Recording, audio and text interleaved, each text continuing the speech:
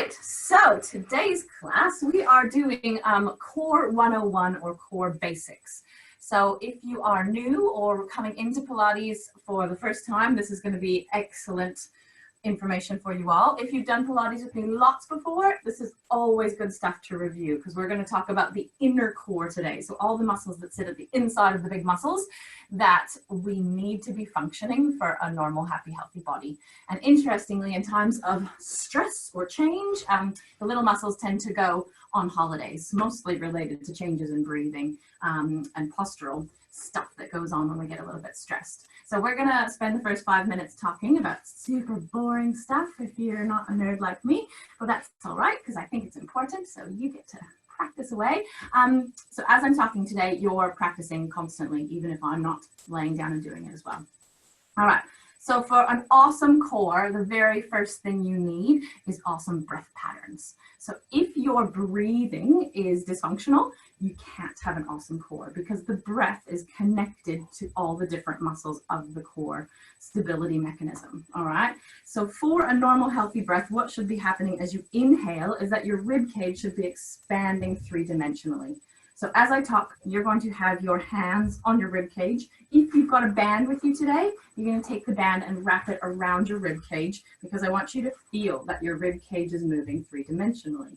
Now, if you are a necky person, you know who you are. I'm looking at you, you few people in there. So if you take all your attention of your day into your upper traps and your neck, often you're a little bit of a neck breather. So any of my kind of fight or flight or maybe high anxiety or, gosh, everybody's high anxiety this week, I sure am. A lot of people have the pattern where they breathe into these muscles, which should only be used for emergency situations. So what you're going to do is have one hand around your rib cage, one hand onto your neck and shoulder muscles, and you're going to try to breathe and expand the rib cage without having these muscles turn on. So it should be completely quiet up here. There's no lifting, no moving from the upper hand. The lower hand is feeling an expansion of the rib cage. All right, so you're working on that while I chat to you about breathing. The other breathing dysfunctional pattern we see is too much belly breathing. So if people are doing all their breathing into their belly, you're going to lose some of that core stability mechanism. So you really need to think of the rib cage being your three-dimensional expansion point. So another good way to do your breathing exercise is just to slightly curl over top of your thighs and think of having big gills on the back of your rib cage. So you're going to inhale and expand into the back of the ribs and exhale. Excellent. Sometimes people force the inhale too much and that creates stress. If anything, just let the air flow in naturally and then exhale. All right, so three-dimensional expansion of the rib cage with no neck and shoulder muscle. All right, if that is impossible for you, your homework tonight or when we're done class is to lay on your back, one hand onto the bottom of the rib cage, one hand onto the neck muscles and shoulder muscles, and all you're trying to do is keep the top hand quiet and get movement through the bottom hand. All right, so your breath is then connected to your pelvic floor. So if your core is a cylinder, your pelvic floor sits at the bottom of the core. On the bottom of the cylinder, sorry, it's the floor of the cylinder. The diaphragm, so the part, your breathing muscle, sits at the top of the cylinder, all right? They actually move together like a piston. So they like to work together. If you want to go into all physics and mechanics and everything, the actual pressure of the exhale naturally draws the pelvic floor up, which is why I tell you that I want your pelvic floor contraction on an exhale, and you all go, oh no, that feels so backwards. On an exhale, you're going to naturally get a better pelvic floor contraction. All right, so as you're sitting comfortably wherever you are, you're just going to inhale to completely relax. Exhale, almost imagine the diaphragm lifting as the air goes out of the lungs, the pelvic floor draws up with it. So inhale is a relaxation breath. The relaxation of the pelvic floor is just as important as the contraction. Exhale, the pelvic floor lifts. Good. So focusing on pelvic floor, if you hold both hands out in front of you, every breath, you're still doing the same thing. Inhale, relax, exhale, contract as I talk. I'm doing it too, you just can't see it. So inhale, your pelvic floor, it's actually in two halves sitting at the bottom of your pelvis, all right? All your exits, you obviously have 3 exit points through the pelvic floor, go between the two halves, all right? An inhale is a relaxation and a slight spread. An exhale, the two halves of the pelvic floor come together and lift, all right? If you do this with your hands, it will actually help your pelvic floor. Do it at the same time. So inhale, relax. Exhale, they come, two sides of the pelvic floor come together and lift up. Good, so it's always a lift and close, whatever cue you want to use to help you find that pelvic floor muscle. If I could see you, I shouldn't see anything changing in your body. There should definitely not be major big abdominal muscles gripping. There shouldn't be bum muscle squeezing. That's where I'd see you start moving up and down or eyebrows lifting. All right, just an exhale, internal pelvic floor contraction, and inhale to release. All right, from here, I just want you to inhale, take a big breath in and relax. Exhale, the pelvic floor lifts and you're gonna rotate to one side. So rotate your spine. Inhale, relax and lengthen. Exhale, almost think of your rotation starting with that pelvic floor lift. So pelvic floor lift and rotate. Good, inhale, center. Exhale, lift through the pelvic floor and rotate to the side. Inhale, release and relax. Exhale, pelvic floor lifts and you rotate. Good, nice, and back to center. So if you have what I like to call the, just kind of lazy pelvic floor, it can be a really good exercise to practice that slight contraction before movement to remind your body that we need the pelvic floor to come on before movement because it's a timing thing for a lot of people. If you have a pelvic floor that's too tight and tense, it's all about the relaxing that you need to practice. Cool? From there, if you come to lie down onto your backs, you're going to pop your hands on the inside of your sticky out hip bones here. Yeah, and I want you to do a few more of those pelvic floor breaths. I'm just going to sit up so I can talk to you. So you're on your back, hand inside of your hip bones. You're inhaling and you should be relaxed. Exhale, slight pelvic floor contraction. Now your pelvic floor and the inner layer of your abdominal wall should always work together. So as the pelvic floor lifts, you have a muscle on the inside of all the big abdominal muscles called your transversus abdominis. And as that muscle contracts, what happens is it goes like this. With a tiny little corset made of a muscle about as thick as a piece of Glad wrap. I call it the Glad wrap corset muscle, and all it does is this, and draws in. So if you're feeling inside those hip bones, what you should feel is that the muscle is drawing in, sinking in towards your spine, and slightly tightening, like a piece of Glad wrap under your fingers. If you feel muscles pushing up into your fingers, you're working too hard, all right? So you need to back off, work less hard. For a lot of people, this feels like doing nothing. And in a normal, healthy body, pelvic floor contraction and transverse abdominis contraction will happen automatically. So you shouldn't have to think about them. People who have had lots of babies or one baby or back pain or, all sorts of factors can switch these muscles off, which is why we have to go over it at the start. Because from these inner layers, we then start to layer the bigger muscles. So just for example, make sure you can see me here. If I was getting you to do a crunch type movement and TA, transverse abdominis, was not on, it would look like this. So the belly pops up. When I say popping abdominals, this is what I'm talking about, and this is what I don't want to happen. If TA is on, what happens is you get the drawing in and you curl up. So if I could see you, I could say, hey, make sure your abs aren't popping, because your tummy is drawing in and wrapping. So you've got that inner layer on before the six-pack muscle, all right? That is the important thing, is the timing. So you, because I can't see you and poke you, you are now responsible for making sure you've got the inner layer on first, all right? When I say your abs have to be flat, I don't mean go on a diet. I mean you just need to turn on that corset layer before the bigger muscles, all right? So take that contraction and go into a pelvic tilt. So inhale, you're relaxed. Exhale, you're going to tilt the pelvis starting with that muscle. So that muscle draws in and deepens, and then you tilt the pelvis to flatten onto the floor. Inhale, relax to neutral. If you can see me here, it's a very small movement. Exhale, lift through the pelvic floor, draw in through the deep abdominals, and you tilt. Inhale, you relax back to neutral. It's a very, very small movement. You're only using those inner layers of your abs. There's no bump, no pushing with your feet, all right? It's simple, but it is the key to a nice, healthy low back and to finding all those inner muscles. So everything you do from here on, you're gonna feel more in the core if you get these inner layers first. All right, so a few more pelvic tilts. So exhale, the abs wrap and you tilt the pelvis. Good, inhale, lengthen and come back to neutral. Really nice. This time you're going to tilt the pelvis and hold. So exhale, wrap the abs, tilt the pelvis and hold. Good. Make both feet just a little bit lighter on the floor, like you're just about to lift them up, but you're not actually going to lift them. All right. Now your right leg is going to float up to tabletop. Nothing else in the body changes. Good. So now we're working some bigger muscles in the abdomen, as long as the abs don't pop. So if I say lift the second leg up and your abs go whoop, too hard for you at this point. You need to come down and reset. All right. So abs stay wrapped, leg comes up. Exhale, reach that leg away. Inhale, bend it back to tabletop. Good. So you're working through that right leg, reaching it out, bending it back in.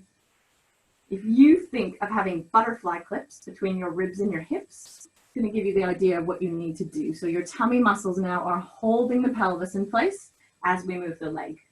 The pelvis naturally wants to follow the leg, but your abs are stopping that movement. So exhale, always at the hard part, because that's where we're going to get the better activation. Now lower that foot down to the floor. Left leg floats up.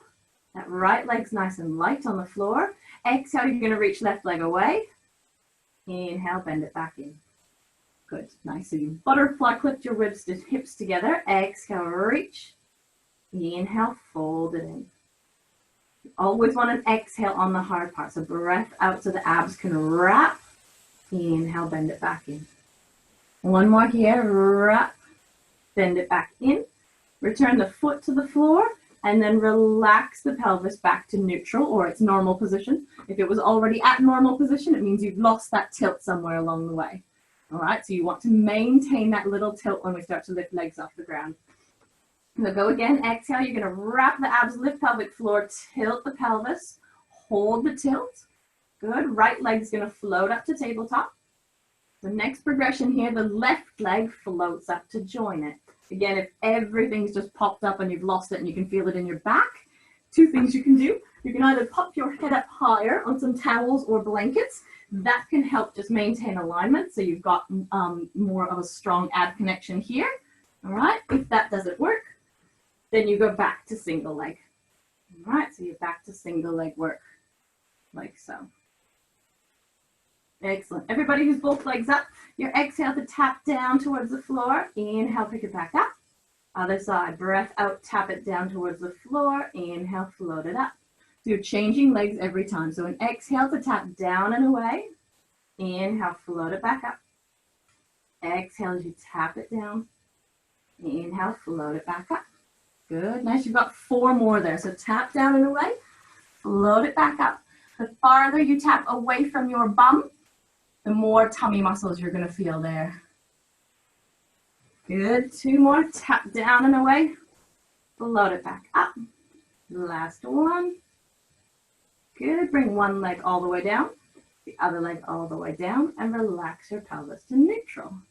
Good. Excellent. So keys here is you pick the position that you can hold. All right. And you're going to do those every day this week. So whether it's single legs with the tilt, all right, or double legs, you tilt one leg up, second leg up. You're either doing toe taps for me for homework, because I know you've got the time, or you're doing single leg. Cool. And rolling onto your side facing me. The other key to a good core is strong muscles that hold the core in place. So strong glutes. All right, nice easy one for glutes working here. If you keep your pelvis stable, you're going to rotate your knee up towards the ceiling. All right. So your inner core is holding the pelvis stable. Your deep external rotators, otherwise known as thumb muscles, are rotating the knee up towards the ceiling. How high your knee goes doesn't matter. What matters is that you're holding the pelvis stable using your core. So it's almost like your pelvis is up back against the wall. All right, imagine being back against the wall. Nothing else can move except that knee. Beautiful. So you're using deep external rotators to spiral that knee up towards the ceiling and then relaxing it back down. Good. The nice thing about these muscles as well is they actually feed into the back of the pelvic floor. So by strengthening up through deep external rotators, you're going to be strengthening the back part of the pelvic floor as well.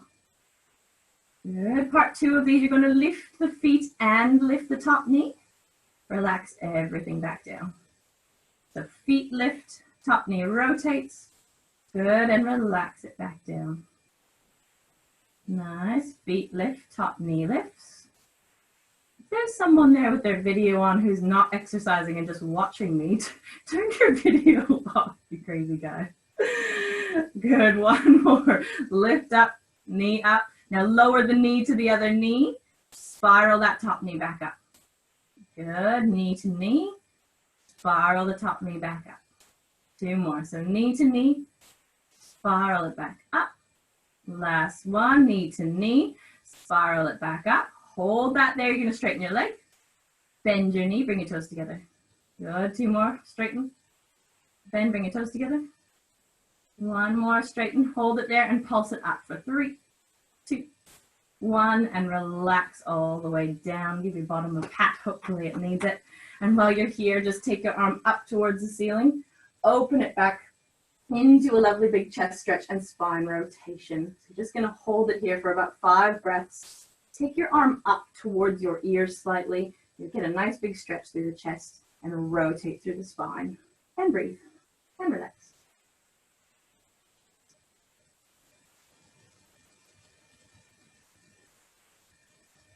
Excellent. So taking it over onto your other side, so your head at the other end, head relaxing down onto the arm, knees bent up, pelvis stays nice and neutral, and you're going to be spiraling that top knee up towards the ceiling.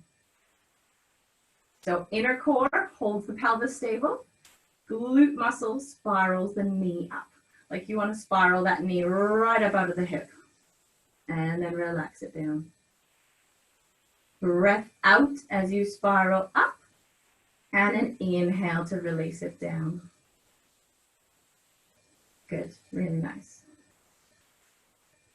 So second side will get fatigued before the first side does, usually. We'll see. All right, this time feet lift as well. So feet lift, top knee lifts, relax it all down again. Feet lift, spiral the top knee up and relax it down. 3 more like this. So spiral the knee up, feet lift up and relax it down. 2 more. Knee spirals up, feet lift and release it down. Last one, spiral it up. Hold it there, bring the knee down to the other knee and spiral it up. Good. 3 more. Feet stay up, knee spirals up for 2. Spiral it up. Good. Last 1. Lift that knee up. Hold it there. Straighten the leg. Bend the knee. Bring the toes together. Good. 2 more. Straighten the leg. Bend the knee. Toes come together. Last one. Straighten the leg. Hold it there. Pulse it up for 3, 2, 1. Bend the knee. Relax the leg down. Pat your bum. And then reach that top arm up to the ceiling. Over the chest. And breathe.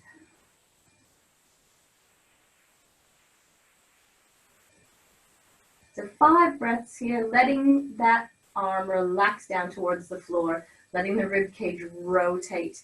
Remember, through your core, we want strength, but we also want suppleness and flexibility. So having a very tight core is not the answer.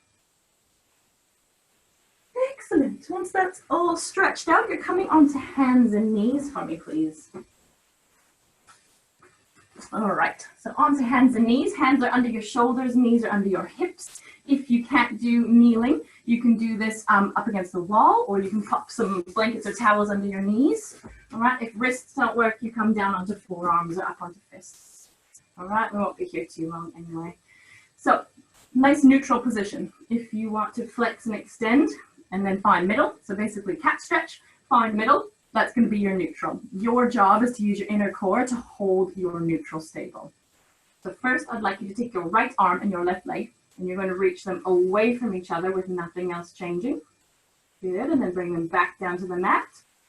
Exhale as you reach. So exhale, reach long through the body. Don't worry about high.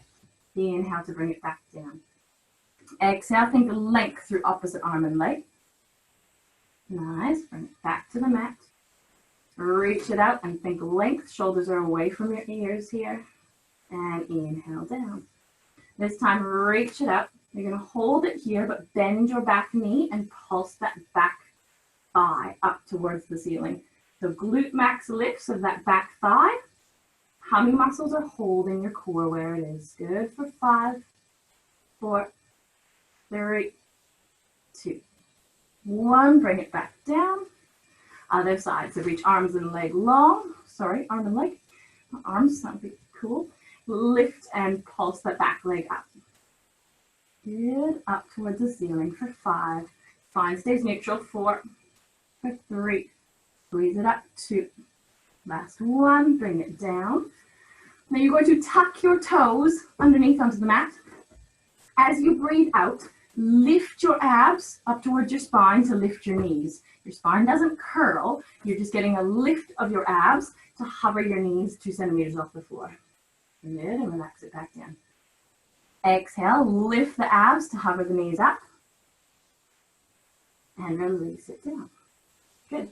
Shoulders still down away from your ears. Press the hands into the mat. Lift. And release. Last one here. Exhale, lift. And release it down.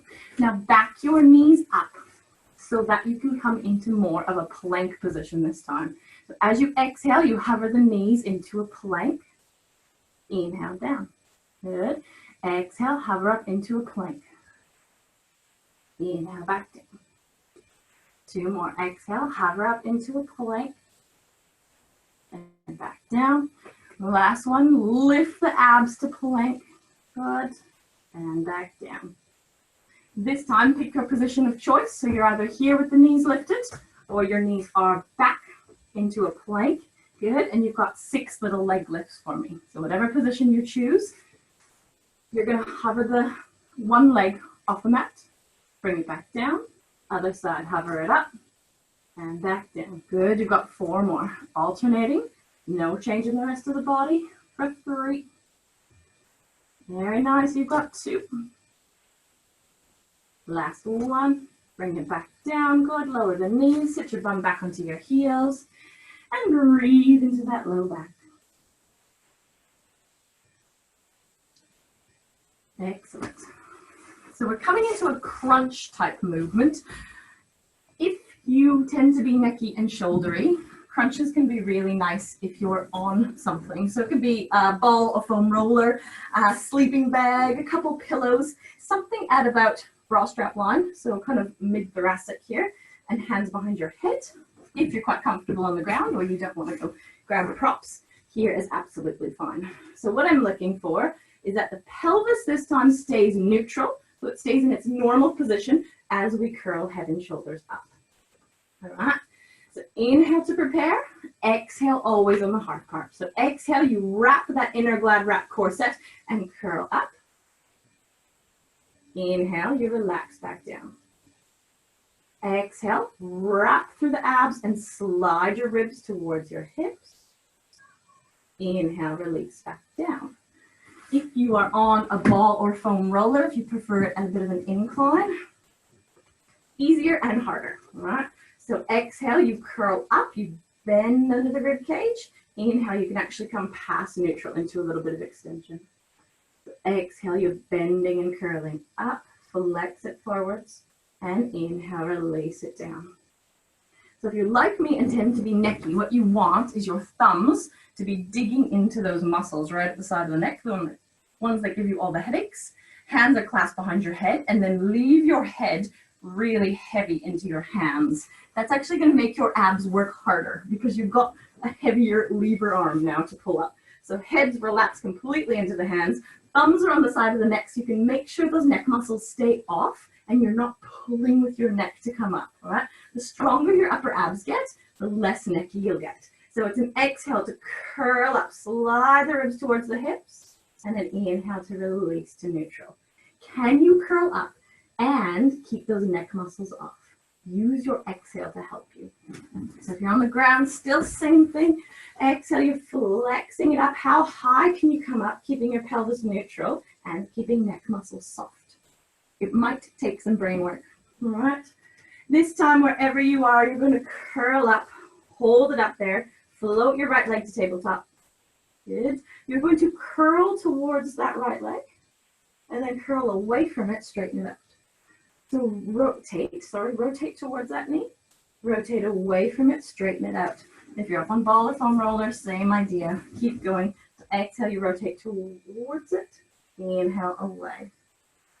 Exhale, pull it in, rotate. Inhale, reach it away.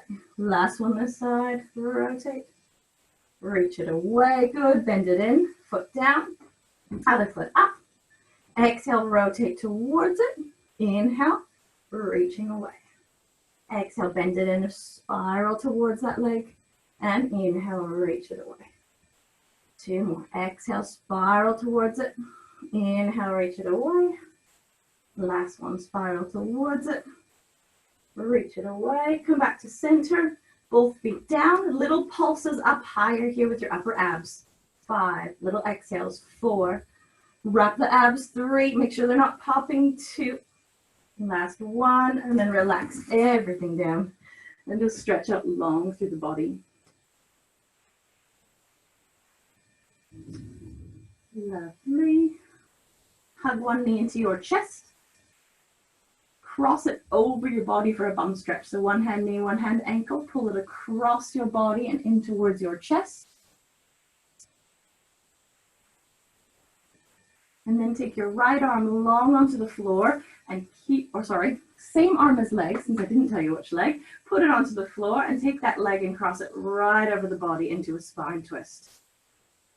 And then you're just going to relax into that spine twist. So you keep the hand on the knee if you like, pulling that knee across the body towards the floor, keeping the opposite shoulder on the floor. Good. And breathe. Breath holding is the other one to watch out for if you are a breath holder. Hyperventilators.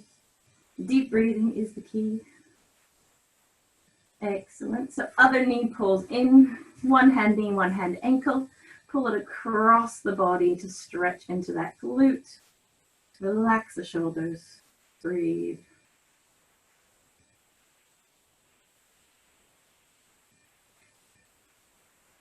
Good. And then take it all the way across the body. You can relax it down towards the floor. Other arm goes long, shoulder on the floor. So one shoulder on the floor, the knees going to the opposite side towards the floor, and breathe into a spine twist.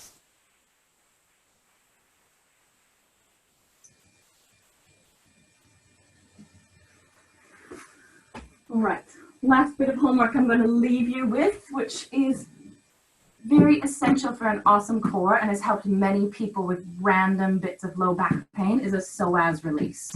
All right, I won't go into what psoas is. It's a very cool muscle. Look it up. PSOS. Your research of the day, because we all have the time, right? You're going to take something. It can be pillows, a ball, a foam roller, anything, a bolster, a yoga bolster. Sleeping bag works really well. And you're going to pop it under your pelvis.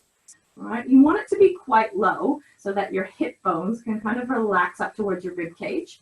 Your rib cage should be off the floor, but your goal here is just to relax your rib cage down towards the floor. So when our body is in fight or flight mode, or the psoas is really tight, our ribs tend to lift. All right, we want to just relax the ribs down towards the floor. Let the psoas relax down into the pelvis and breathe. Now, this stretch, you don't feel a lot happening, so you actually need to stay here for about 3 to 5 minutes. So I'm going to sign you off here in a second when I'm done blabbing. You are going to stay 3 to 5 minutes minimum. When you come off it, sometimes your pelvis just needs a couple of those nice pelvic tilts to work back to normal, and you're going to breathe and relax. So hopefully you're feeling, you know, a little bit more energized through the core after that little class. Today, we tried to keep it quite basic and simple. Wednesday, we've got a glute class coming up. And then Friday, a little bit of a faster and more intense Pilates flow.